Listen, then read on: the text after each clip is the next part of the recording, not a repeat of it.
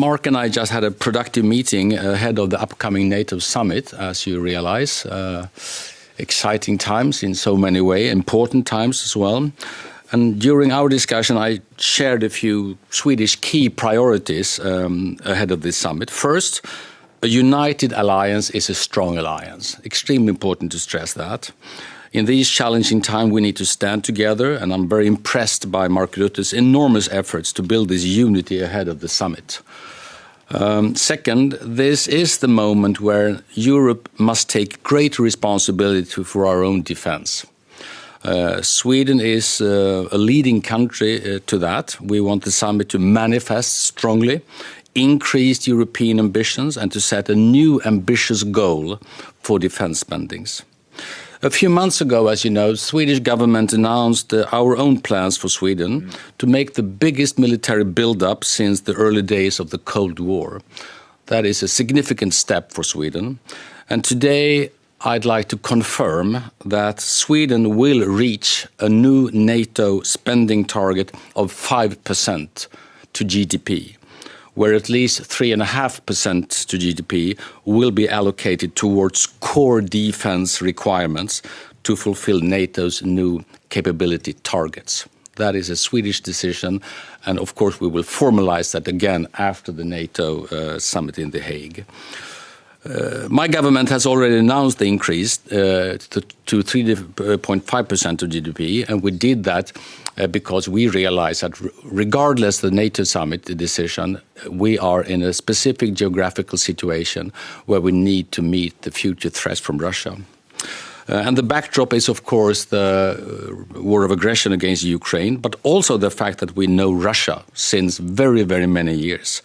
Russia is the threat to Ukraine, but not only to Ukraine, but all European countries and to the alliance.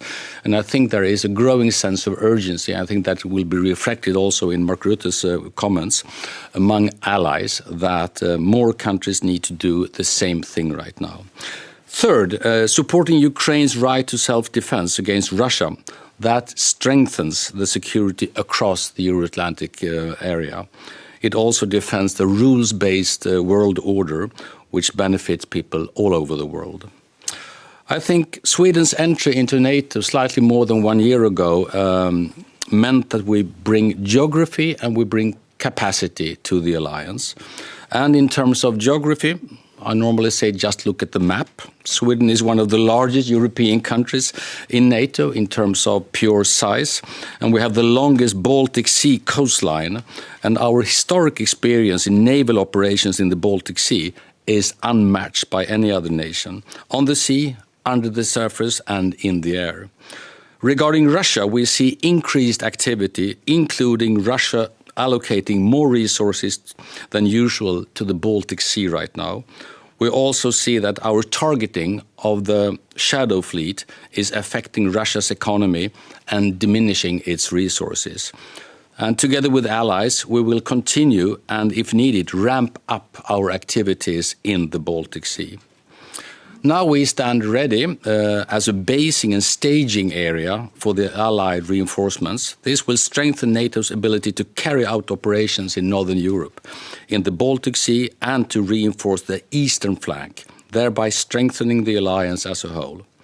Which brings me to our capabilities. I won't bore you in details, but we joined NATO last year as a net security provider to the alliance, bringing some important national strengths across air, land, surface, subsurface, cyberspace and space domain. For us, all these are kept together. Our advanced defense and space industries, combined with some of Europe's strongest cyber and intelligence capabilities, enhance the alliance capabilities. And since joining NATO, finally, and I won't brag now, but I just want to mention them, we have deployed hundreds of soldiers to NATO's multinational brigade in Latvia. We have sent Swedish fighter jets to NATO's air policing mission, helping to secure Allied airspace.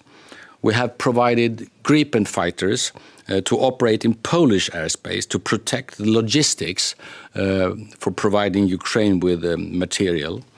And we have contributed naval forces to NATO's minesweeping units and to NATO's enhanced presence at the Baltic Century, increasing the situational awareness, improve NATO's ability to respond to destabilizing acts in the Baltic Sea. Obviously, very necessary activities right now.